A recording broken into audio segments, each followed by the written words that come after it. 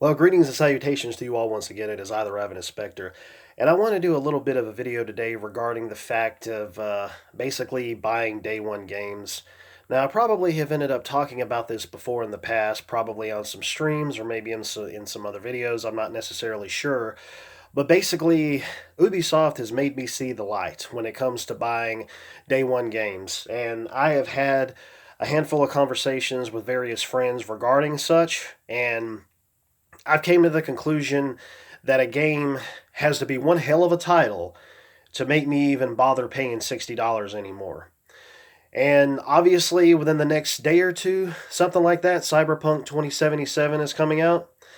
This has been a title that I had been excited for a long time, considering I'm such a huge RPG fan.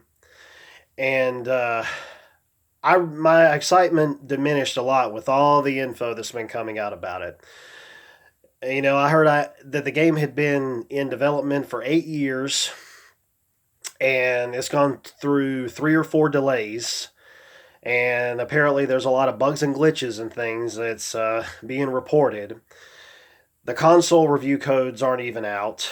Only the PC review codes are out, I believe, and they're not looking too good. I mean, yeah, people are praising it for the things that it should be praised for, I suppose, but on a technical aspect, it's pretty much just foobar from what I've been hearing.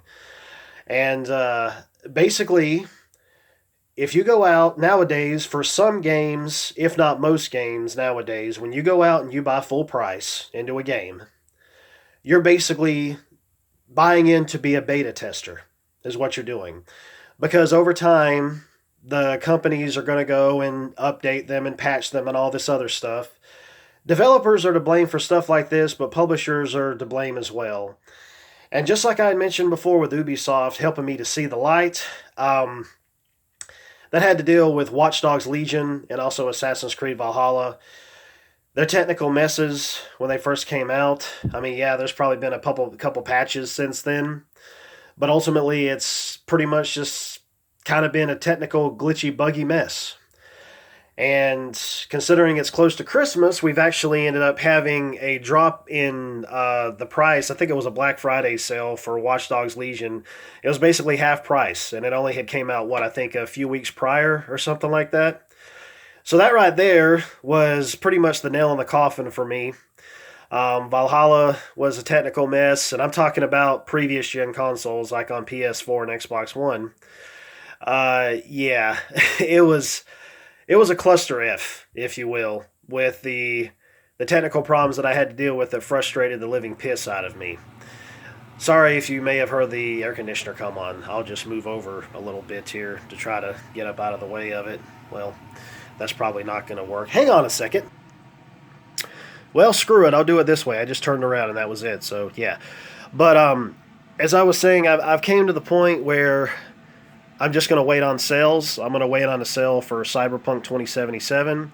Because over time they're going to go and patch it. They're going to go and do this and do that, try to make sure that it's going to be working properly.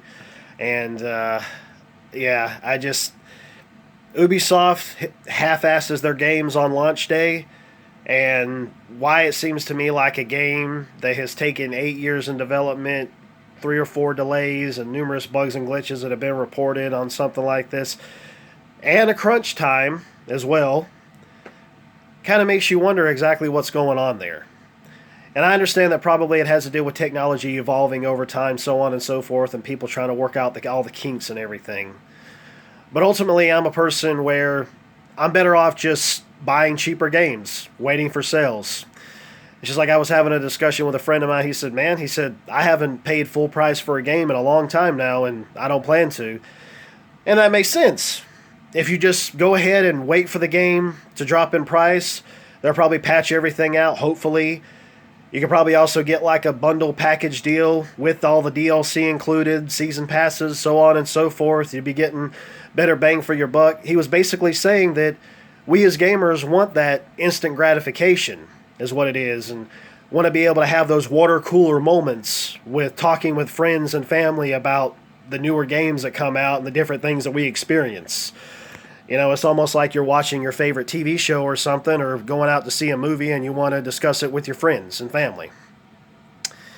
But ultimately, if you just have some patience, because patience is definitely a virtue, you'll realize that you're probably getting the better end of the deal and lesser stress and aggravation dealing with these games that are just pumped right out and turning the public, turning the consumer you're buying in to be a beta tester.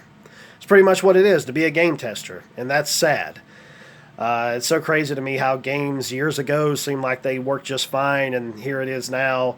We have to, and it's good. Yeah, the internet is there for developers to be able to fix things, but it makes me think, it's like, why is it that you people aren't going and putting these games through the crunches that they need and being tested like they need, so that you don't have to worry about this stuff and don't have to worry about people being upset, pissing and moaning about this and that because of something that you did and something that you didn't even bother to fix by the time it was released. So, yeah, it actually, to me, is pretty much just lifted a weight off of my shoulders. I'm not even really worrying about that anymore. Like I said, it's going to have to be a hell of a title to gain my attention. It's just like, for example, I was also excited for another Ubisoft title, which is crazy to think of that they would end up releasing 3 big name titles within what, a 3 or 4 month period. I really don't care how many companies or studios they have. The bottom line is that there's somewhere along the line where something's going to get half-assed, and that's exactly the way that it was with Valhalla. That's exactly the way that it was with Watch Dogs Legion. And that's exactly the way that it was with Phoenix Rising.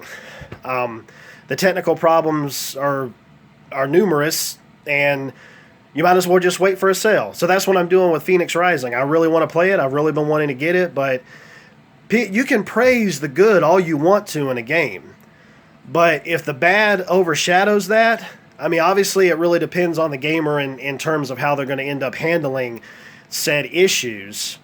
But if you look at the good and don't look at the bad, and you just overshadow the bad with the good, then it's almost like you're fooling yourself, because you're running into these things, but you're not really addressing them.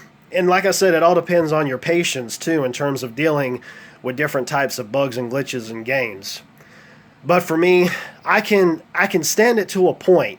I can stand glitches as long as they don't crash my game, which has happened with Watch Dogs, which has happened with Valhalla, and I'm sure is going to happen with Phoenix Rising, because I've already heard of other people that's been dealing with that. So, funny bugs and glitches like that would make it a fun type of experience in a game is one thing. It doesn't really break my immersion, but when it breaks the game, for me, yeah, I'm not dealing with that. When it crashes the game, when it corrupts a save, when it just goes total foobar on you, no, I'm not putting up with that anymore. And rightfully so, you know. You're better off just waiting for sales. That's all there is to it. And my backlog is so huge that it's not like I'm not without anything to play. So I'm definitely going to end up having something to play over the course of God knows how long. And I'm not talking about just last generation. I'm talking about generations past as well. So I'm just going to wait for sales for these things. And then I know that I'll be coming out better in the end. I don't have to deal with all the griping and the crap and idiocy that it seems like these developers put into their games. But yeah, I just want to go and share my thoughts and my feelings on this. And if anybody wants to have a discussion, go ahead and leave some comments below, and then we'll just take it from there. But yeah, thanks Ubisoft for pretty much opening up my eyes for me not buying your games, or any games for that matter, most games on day one, because they're probably going to be clusterfucks. But I'll go ahead and end this like I always do. Later, taters.